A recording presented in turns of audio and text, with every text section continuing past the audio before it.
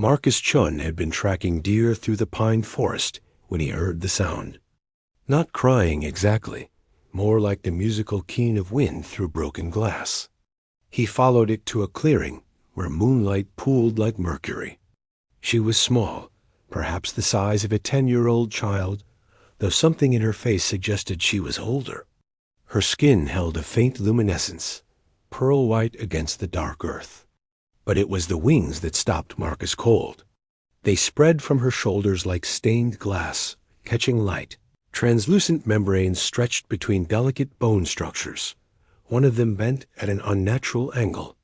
Blood seeped from a gash along her side, darker than human blood, almost purple in the moonlight.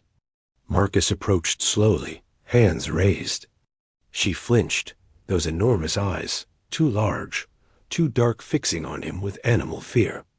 "Easy," he said softly. "I'm not going to hurt you."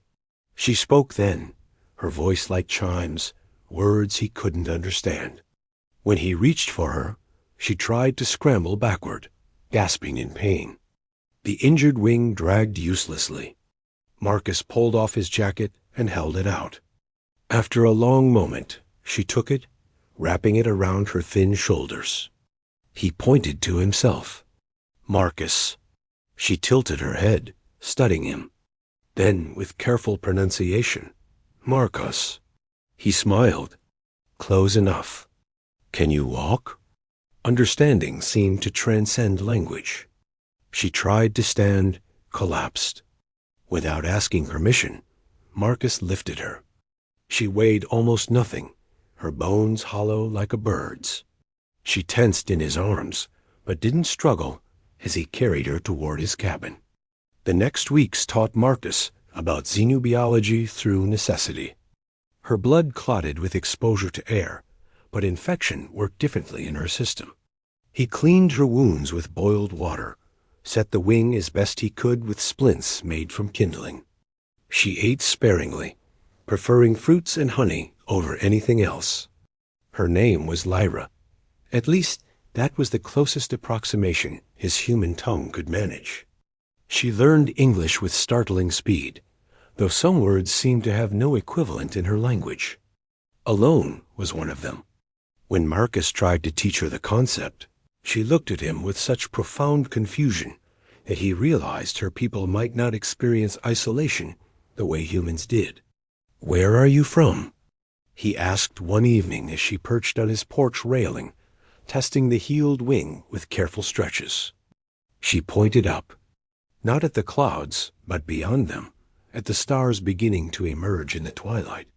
"Space," Marcus breathed. "You're from space." "Yes, my ship was damaged. I crashed. My people think I am dead. Can't you signal them?" She made a sound like broken bells. Laughter, he'd learned. "My communicator was destroyed. And even if I could send a message, they would not come. The journey here is long, dangerous. Resources are precious. One life is not worth the risk." Marcus felt something cold settle in his chest. That's wrong. That is logic. Then logic is wrong. She looked at him with those fathomless eyes, and something shifted in them. Wonder, perhaps. As autumn turned to winter, Lyra grew stronger. Her wing healed, though it would never be quite perfect. She could glide now from the roof to the ground, but true flight remained beyond her. She seemed unbothered by this, spending her days exploring the forest, learning the names of trees and animals with childlike enthusiasm. Marcus found himself looking forward to her return each evening, to the way she would describe what she'd seen in that precise, slightly formal way she had of speaking. She was fascinated by everything, the way ice formed fractals on the windows, the migration of birds, the taste of cinnamon in hot chocolate. "Your world is very loud," she said one night, wrapped in blankets by the fire. "But I think I like the noise. What's your world like?" "Quiet, ordered. Everyone knows their place, their purpose." "It is efficient." She paused. "It is lonely, though we have no word for that." "You could stay," Marcus said, the words escaping before he could stop them. Here, I mean. On Earth, she smiled, and it was the saddest thing he'd ever seen. I would like that, but I do not think your people would welcome me. She was right. Marcus lived alone in these woods for a reason, kept to himself, avoided the town 15 miles south. The world had grown strange in recent years, fearful. An alien in their midst would be met with panic, not wonder. So they kept her secret. Years passed like water. Lyra aged differently than humans, if she aged at all. While Marcus's hair turned gray at the temples, she remained unchanged. They built a life together in that cabin, a small pocket of peace hidden from the world. She taught him her language, the musical tones that seemed to shape meaning from melody itself. He taught her carpentry, how to coax vegetables from the hard soil, the rules of chess. She was terrible at chess, too honest to think strategically. It made him laugh. "Do you miss them?" he asked once during the 15th winter. "Your people?" "Sometimes. But I think perhaps I was never meant to be with them. Perhaps the crash was not an accident, but a door opening." She looked at him. "Do you believe in fate, Marcus?" "I believe in choice. I chose to help you. You chose to stay. That's enough for me." On a clear spring morning in the 20th year, the sky split open. Marcus was chopping wood when the sound began, a deep thrumming that made his teeth ache. He looked up to see the clouds pulling apart like curtains, revealing ships beyond counting. They descended in formation, sleek vessels that caught the sunlight like Lyra's wings, turning the sky into a cathedral of light and shadow. Lyra stood in the clearing, her face tilted upward, wings spread wide. The largest ship settled above the forest, and from it emerged a figure. Another of her kind, taller, more imposing, wearing armor that seemed grown rather than forged.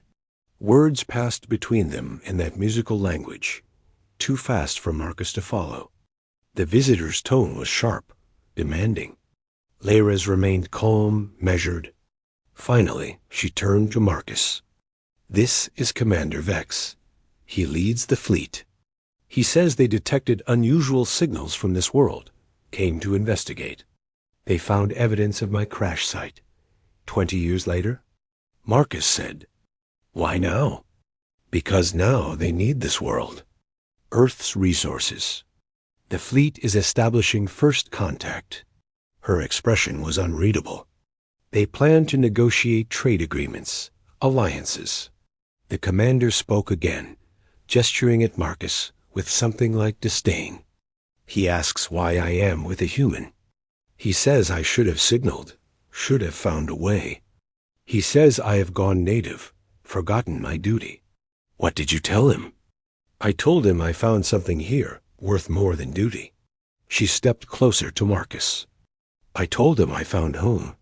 The commander's voice rose angry now.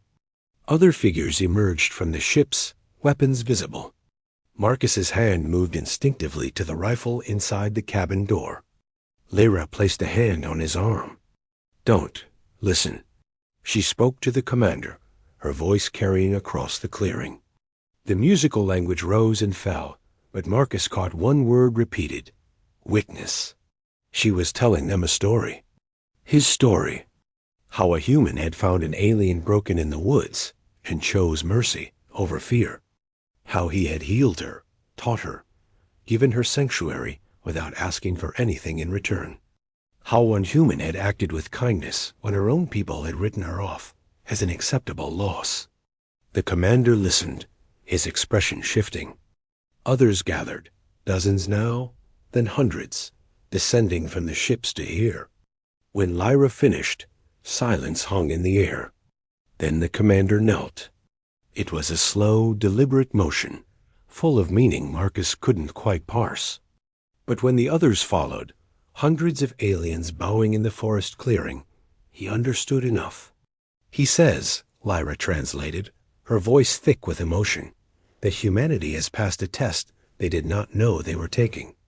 that any species capable of such compassion toward an enemy, a stranger, an unknown, is worthy of partnership, not conquest, not exploitation, true alliance. Marcus looked at the forest full of kneeling aliens, at the fleet that had split the sky, at the small winged woman who had taught him that the universe was larger and stranger and more beautiful than he'd ever imagined.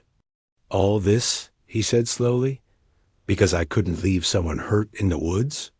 All this, Lyra agreed, because you saw a person, not a monster.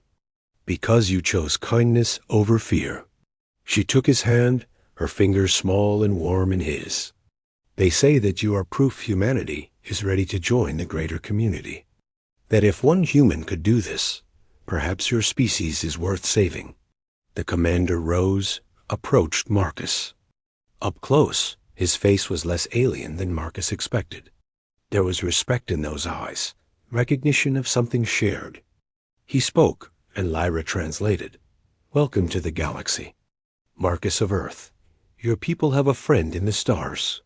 Marcus looked at Lyra, at the fleet overhead, at the future spreading before them like wings catching light. 20 years, he said softly. All from one night in the woods?